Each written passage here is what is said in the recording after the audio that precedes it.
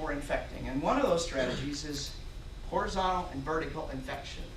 Horizontal infection I'm going to define as when the Mormons knock on your door or the Jehovah's Witnesses knock on your door, they're trying to sneeze on you. Just think of it in those terms. They're trying to sneeze their God virus onto you.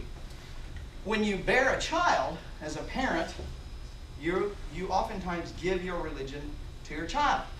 Just like parents give diabetes to their children, or AIDS can be given to their children, or there's other religions that can be given to children as well. So that's the way I think of horizontal and vertical infection strategies. There was a study showed that religious behavior on parents has highly significant impact on children. And the academics found that the institutional religion has a half-life of 1 generation, meaning that 2 religious parents have a 50-50 chance of passing on their beliefs. But if 50-50, have you noticed that? That some people seem to catch it with a very strong amount of religion. So when do you get religion? You get religion when your rational immune system is immature. Isn't that interesting? You get religion when you're 5 to 7 years old. Old enough to start getting infected, young enough you can't critique the ideas that are being put into your brain. Ooh. Flying spaghetti monster's coming to get us here, I guess. All right, so children are not capable of critiquing the religion that's being put in their head. That's why the Jesuits said, give me a child to 7 years old and I'll have him for the rest of his life.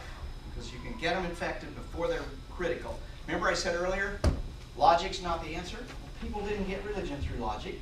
They got infected with it when they were very young, and they don't get out of it very.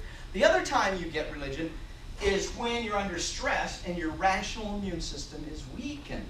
That's another time you get religion. How many of you know people who got religion when they were 35 years old? They got Jesus. Wow. Ooh, a lot of people here.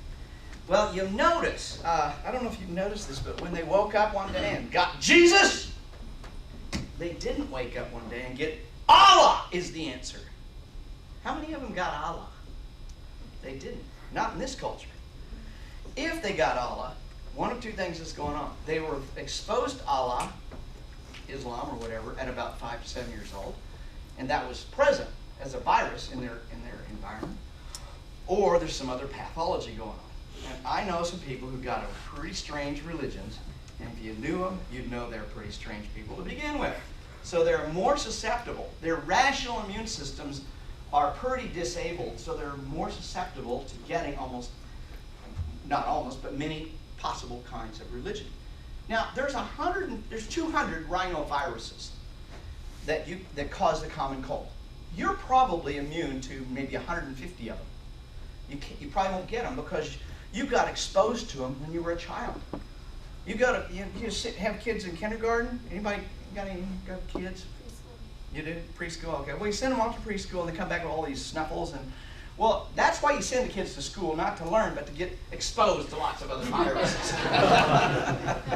Because what we know is children who are protected, their immune systems do not develop. And so they have autoimmune tendencies. So you really want to expose your children to lots of different pathogens. Now, you don't want to get them exposed to nasty ones that'll kill them or anything, but the more, did you ever hear the idea that polio is the rich man's disease? You ever heard that before? Well, in the 1920s and 30s, you remember Franklin Roosevelt was a very wealthy man. He got polio. Well, in the 1920s and 30s, it seemed like rich people had a higher proportion of polio than poor people did. And in the 50s and 60s, when we had the capability of researching these things, we found out part of the reason for that is that poor kids are out there in the dirt and the mud, and they're taking a bath once a week whether they need it to or not. They're getting exposed to all these pathogens in the soil, some of which look and feel like polio to the immune system of the human body. So children who are poor and dirty all the time, their immune systems were constantly being developed and challenged so that they don't get polio as easily. Whereas rich kids take a bath every day, and their moms don't let them play in the mud. So they don't get exposed to those pathogens that are in the soil. So you get religion when you're young, when your rational immune system is immature, or when it's under a lot of stress. Chicken pox is a very interesting example. How many of you have had chicken pox? Okay, just about 3/4 in here probably have chicken pox. Well, if you had chicken pox, you still have chicken pox. It never leaves. It hides from your immune system inside nerve cells. Some people have the misfortune of having chicken pox as adults. And what's that called? Shingles, right. It's a very unpleasant thing. You don't want to get shingles, or you don't want to have shingles. But it comes out oftentimes as a direct result of stress. A person gets under a lot of stress and they get shingles because their immune system gets down and the shingles, the chickenpox virus can come out and express itself. So it has hidden for years. It may have hidden for 20 years or 30 years in your body, and then it comes out as shingles. Do you realize a person with shingles can give a child chickenpox? It's the same virus. So people with shingles need to stay away from kids unless you want to intentionally infect them with chickenpox. You need to stay away from kids because you can give them chickenpox. Well, that's what's going on. Chickenpox and shingles. They look kind of like this. And they infect and they hide from the immune system.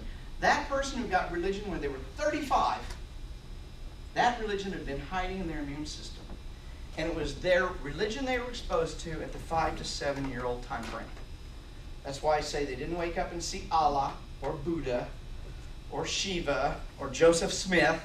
They woke up and saw Jesus. That was what they were exposed to in that 5 to 7 year old time frame. So let's understand infection channels here. These are the major channels of infection. I'll come back and talk about hypnosis in a minute. Stress, kind of already talked about that. Guilt, I'll come back and talk about guilt extensively in a few minutes. Social needs. Some of you came here tonight to get your social needs met. You didn't come here to talk to me, you came here to talk to your friends. That's great, doesn't bother me. Atheists, non-theists, we need friends too. You know, we need our social fix once in a while as well. In religion, though, you have to go to, if you go to a church, you have to get infected with their particular God virus. Go to one of these churches around here in Lawrence someday, and they'll welcome you with open arms, especially if they find out you're an agnostic or an atheist or whatever, humanist, because they want to convert you, don't they? Stay about 4 weeks. Go back to Sunday school every week and ask your stupid questions like, people walk on water? People rise from the dead? You can't believe that kind of stuff, do you? Just ask them those kind of questions in Sunday school. And you'll find that after about 3 or 4 weeks, when you walk into Sunday school, there's not enough chairs. They don't have a chair for you. And the church social, you didn't get invited.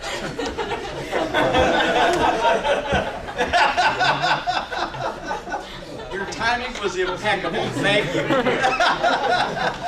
I knew that was coming and I waited. Yeah. Well, you did great. God, got these folks awake.